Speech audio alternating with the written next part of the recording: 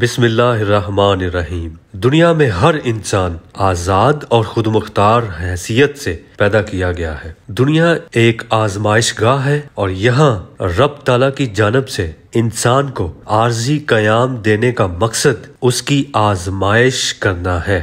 آج کا انسان بالخصوص ہر مسلمان اپنی غفلت اور دنیاوی لذتوں میں اس حقیقت کو جانتے ہوئے نظر انداز کر رہا ہے کہ جو وہ آج کر رہا ہے اس آیت کے مطابق کل روز محشر اسے اس کا حساب دینا ہے۔ اب انسان کی اصل آزادی کیا ہے خود وہ بھی نہیں جانتا۔ بظاہر وہ سمجھتا ہے کہ آزاد ہے، لیکن وہ کسی نہ کسی کا غلام ضرور ہے، آزاد نہیں ہے۔ ہر انسان کے پاؤں سے لے کر گلے تک غلامی کی اندیکھی زنجیریں پڑی ہیں اور وہ ان ذلت بھری زنجیروں کو اپنا زیور و زینت سمجھے اپنی حقیقی پہچان خاک میں ملا رہا ہے۔ بہرحال کلمہ انسان کو کن سے اور کیسے آزاد کروا کر عظمت و بلندی بخشتا ہے وہ جان لے۔ ابھی وضاحت جاری ہے، اسے توجہ سے سمجھیں، اور اگر آپ بڑے دل والے ہیں تو اس آگہی ٹی وی کو سبسکرائب کر لیں، اس سے آپ کو فائدہ ضرور ہوگا انشاءاللہ۔ 21 اپریل 2022 بروز سابقہ جمعرات محترم عمران خان صاحب نے اپنے سیاسی جلسے میں فرمایا کہ لا الہ الا اللہ انسان کو آزاد کر دیتا ہے۔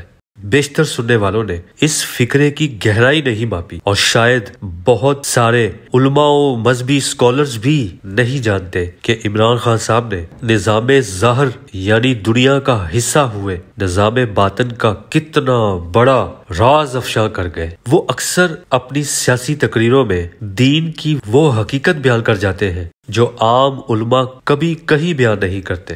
عمران خان صاحب کیسے انسان ہیں میں نہیں جانتا، میں ان کے متعلق اتنا ضرور جان گیا ہوں کہ عمران خان صاحب یا تو خود اپنے علم سے صاحب نظر ہو چکے ہیں یا کسی صاحب نظر کی خاص نظر میں ہیں۔ انہوں نے جلسے میں کیا کہا یہ سنیں ذرا۔ میں یہ چاہتا ہوں آج کہ پہلے آپ لا الہ الا اللہ کا مطلب صحیح معنی میں سمجھ لیں۔ لا الہ الا اللہ کا مطلب یہ ہے کہ وہ ایک انسان کو آزاد کر دیتا ہے، ایک چھوٹے انسان کو ایک عظیم انسان بنا دیتا ہے۔ لا الہ الا اللہ، کوئی معبود نہیں سوائے اللہ کے، اس حقیقت پر ایمان لے آنے والا پھر کسی اور کی پیروی نہیں کر سکتا، اور اگر ایمان رکھتے ہوئے بھی کرتا ہے تو غلامی کرتا ہے، شرک کرتا ہے، اور یہ وہ راستہ ہے جو انسان کو ذلت اور ہمیشہ کی تباہی کی طرف لے جاتا ہے۔ کیسے؟ یہ غور سے سمجھے۔ میں نے شروع میں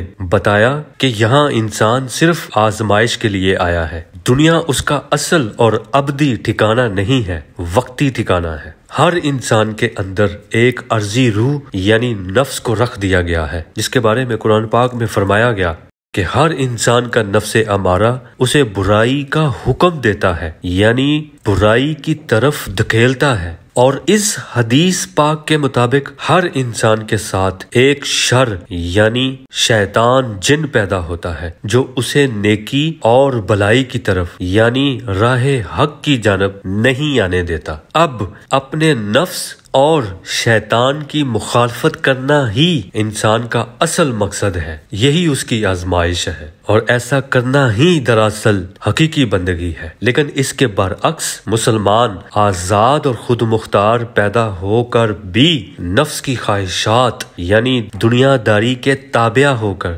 اپنے نفس اور شیطان کو اپنا معبود بنائے پھرتے ہیں، یعنی جن کی مخالفت کرنا تھی انہی کو اپنا معبود بنا کر غلامی میں جی رہے ہیں۔ ایسوں کے بارے میں اللہ پاک نے آپ صلی اللہ علیہ وآلہ وسلم سے فرما رکھا ہے کہ یہ جو اپنے خواہش نفس کو اپنا معبود بنائے ہوئے ہیں، کیا آپ ان کی وکالت کر سکتے ہیں؟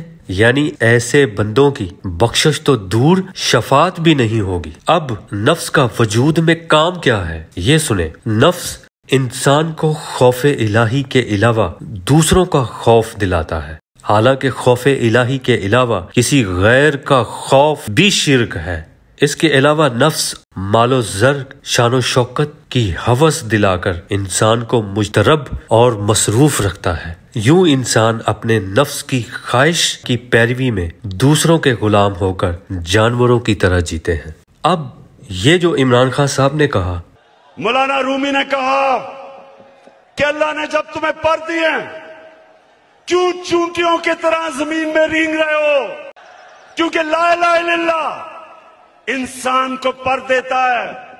لا الہ الا اللہ انسان کو کیسے پر دیتا ہے؟ اور وہ پر جسم کو لگتے ہیں؟ نہیں، پر سے مراد پرواز ہے، اور پرواز کرنے کی صلاحیت انسان کے جسم کو نہیں، جسم میں موجود سماوی روح کو حاصل ہے۔ نفس کی نفی اور شیطان کی پیروی ترک کرنے کے بعد جب باطن پاک ہوتا ہے تو کلمے میں موجود لفظ اللہ کا طاقتور نور قلب میں موجود خفتہ روح کو بیدار کر دیتا ہے، اور یہ باقاعدہ ایک باطنی پروسیس ہے جسے قرآن نے شرح صدر کہا ہے۔ اس کا اشارہ اللہ پاک نے اس آیت میں بیان کیا ہے۔ پھر عمران خان صاحب نے یہ کہا، انہوں نے ان لوگوں کو جو بٹے ہوئے تھے قبیلوں کے اندر، ان کو سب کو اکٹھا کیا ایک نظریے کے اوپر۔